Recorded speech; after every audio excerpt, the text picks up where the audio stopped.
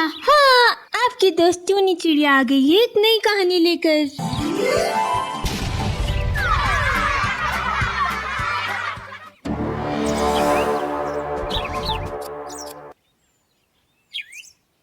Champak one में टूनी चिड़िया अपने पति टोनी और बच्चों सोनू और मोनी के साथ रहा करती थी।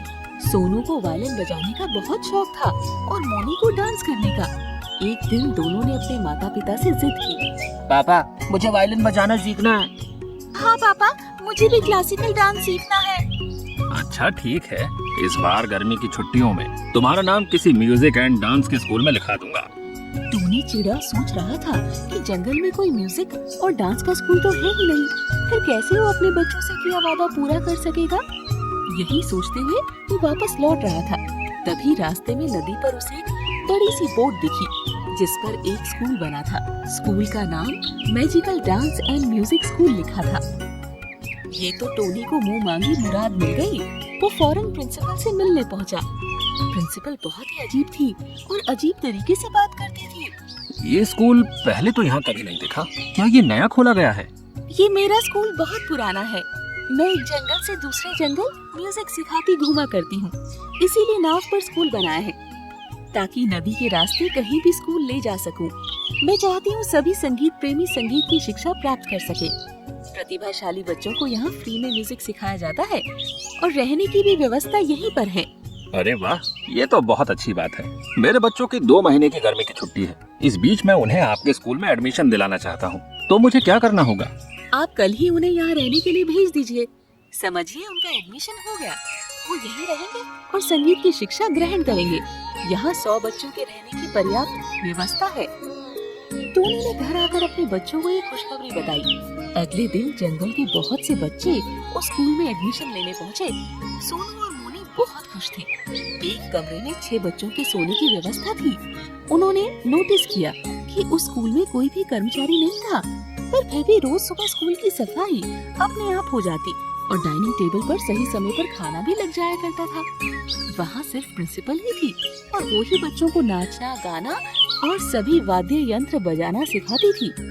उसके अतिरिक्त कोई और टीचर नहीं था। उन्हें रोज रात में 1 कटोरी खीर खाने को दी जाती थी। बच्चों, हमारे स्कूल का नियम है कि रात में खीर खाकर ही सोना है, तो अगर आप खाना ना भी खाएं तो भी खीर तो खानी पड़ेगी, क्योंकि इससे तुम्हें ताकत मिलती है और तुम संगीत सीखने के लिए तन मन से तैयार हो जाते हो। सभी बच्चों ने खुश होकर ताली बजाई। खीर तो सबको पसंद थी। सभी बच्चों ने नियम पूर्वक संगीत की शिक्षा लेनी शुरू कर दी। एक दिन की बात है, सोनू को खीर खाने का मन नहीं था, तो उसने खीर अपनी बहन मोनी को दे दी। रात में जब सब सो गए तो सोनू को कुछ आवाजें सुनाई दी। वो उठा तो देखा उसके बगल वाले बेड पर बच्चा सो रहा था। वो उठा और नींद में चलकर जाने लगा। सोनू उसके पीछे पीछे गया। बच्चा सीधा प्रिंसिपल के रूम में गया। आओ टुन्नू, तुम बहुत अच्छा गिटार बजाना सीख चुके हो। अब समय आ गया है कि तुम अपना जीवन संगीत को अर्पित कर दो। जी मैम, आपने ठीक कहा।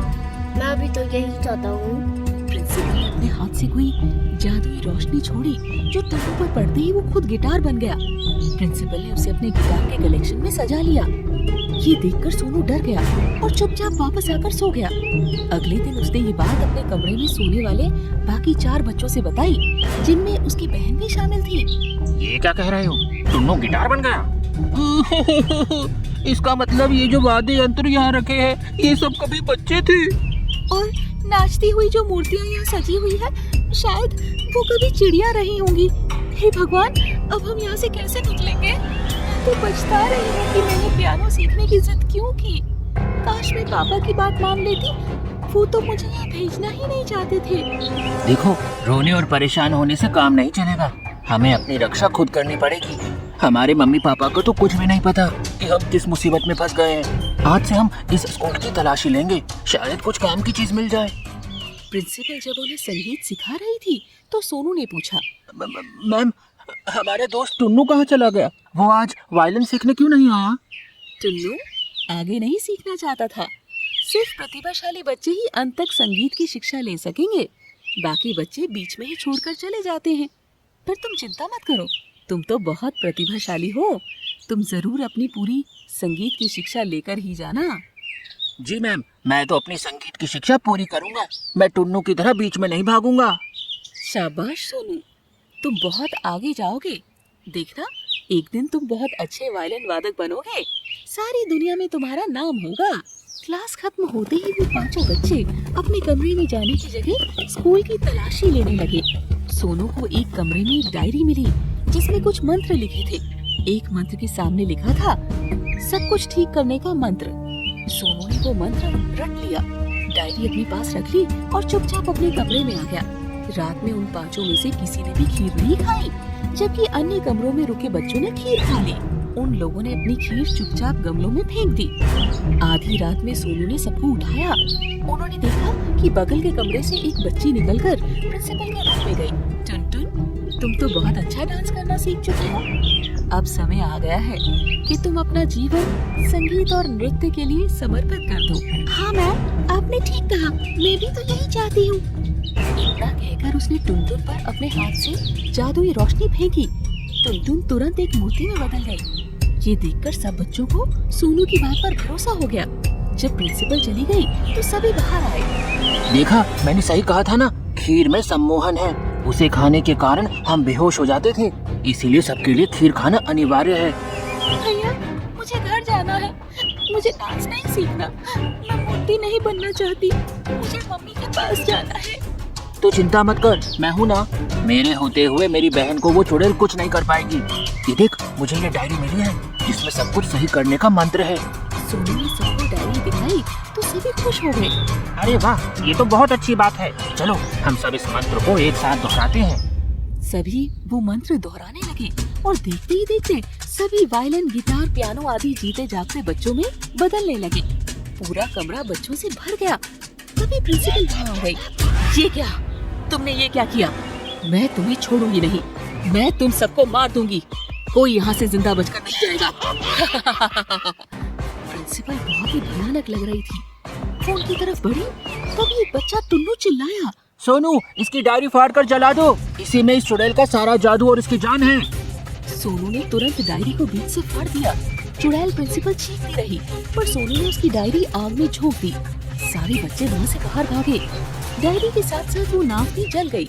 सारे बच्चे चंपक वन में सोनू के घर पहुँचे। जंगल के सारे पक्षी उन्हें एक साथ इतनी रात में देखकर चौंक गए। अरे बच्चों, तुम लोग अचानक इस समय कैसे आ गए? और ये सब बच्चे कौन हैं? अरे ये तो हमारे पड़ोसी जंगल के बच्चे हैं जो अचानक कहीं गए भी गए थे। सोनू ने सबको पूरी कहानी सुनाई। वाह बच्चों, तुमने बहुत ही बहादुरी का काम किया। मुझे तुम पर नाज है। अगले दिन ही सभी बच्चों को उनके माता पिता के पास पहुंचा दिया गया। इस तरह सोनू की सूझबूझ से सभी बच्चों की जान बची और नाव वाली भूतिया चिड़िया का अंत हुआ। सोनू तो जंगल का हीरो बन गया।